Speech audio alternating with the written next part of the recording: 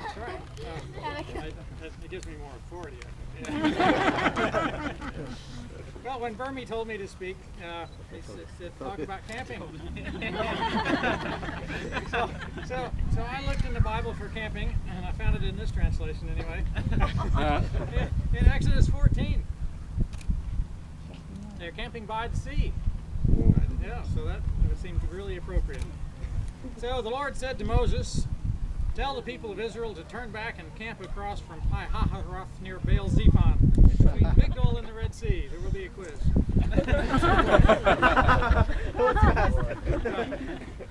The king will think that they were afraid to cross the desert and that they're wandering around trying to find another way to leave the country. I will make the king stubborn again, and he will try to catch you. Then I will destroy him and his army. People everywhere will praise me for my victory, and the Egyptians will know that I really am the Lord. So the Israelites did what God said, and they camped where he told them to.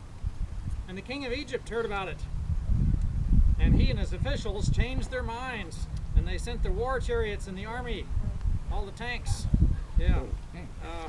Well, whatever, that was equivalent back then. The cavalry, So they came up, and it says, the Lord made the king so stubborn that he went after them, even though the Israelites had gone on their way. But the king's horses and chariots and soldiers caught up with them while they were camping by the Red Sea. So, don't be afraid of camping. It's just happened to the Israelites. It's not us. When the Israelites saw the king coming with his army, they were frightened and begged the Lord for help. Now, here the army's coming for them. They were scared. That's natural. They also complained to Moses. It says, "Wasn't there enough room in Egypt to bury us? Is that why you brought us out here to die in the desert? Why did you bring us out of Egypt anyway? While we were there, didn't we tell you to leave us alone? We had rather be slaves in Egypt than die in the desert." But Moses answered, "Don't be afraid. Be brave. You'll see the Lord save you today. These Egyptians will never bother you again. The Lord will fight for you, and you won't have to do a thing." So, God told Moses to hold his staff out over the water, and an east wind blew and blew and blew, and there's a pathway through the sea where the Israelites could go through. And the Egyptians, when the Egyptians tried to follow them, the wind stopped and the water came back and covered up the Egyptians. So don't be frightened, you're not Egyptians. Now, when many years ago when I was thinking about what to study, I wanted to study the Bible. Because my question was, well, what does the Bible say? But it was the wrong question. The real question is, what does the Bible mean? We say, okay, the Bible says that the Israelites went through the Red Sea. Why does it say that? Was it just a historical fact? He wants us to know something about Israel, ancient history? We don't even know where Pi-hahiroth is.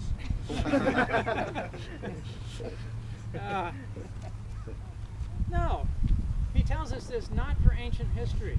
In fact, it's not about history at all, because God had set the whole thing up from the start. He says, "I'm going to lead you to this blind alley so the Egyptians will follow you there." God was setting it up for a reason. And the reason was so the Israelites and all of us who know about it will know that God is the Lord, and that He can do these mighty miracles for us. Now, I'm not going to part the Pacific Ocean. We're not going to walk to Australia. In fact, that kind of thing just doesn't happen very often. So why does God tell us that He's the sort of God who can do that? Because He does similar things for us in our lives. He rescues us from bad things that can happen to us. And we see in the Bible that Jesus would compare what happened to the ancient Israelites with what happens to us today. That like they were escaping from slavery in Egypt, we escape slavery from sin. That is a much bigger enemy than the Egyptians.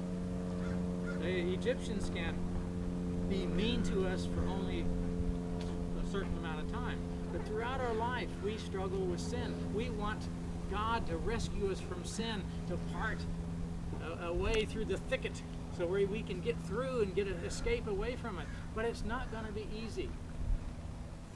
People were afraid. They said, "Oh, why did you bring us out in here to the desert to die?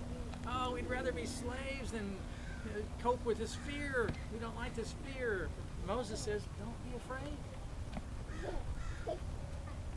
Sometimes in our lives, we get afraid. Afraid that the sin, the bad habits that we have are going to keep with us.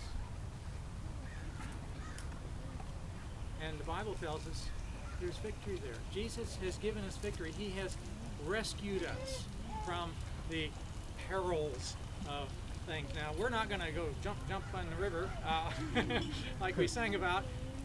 It's a different story.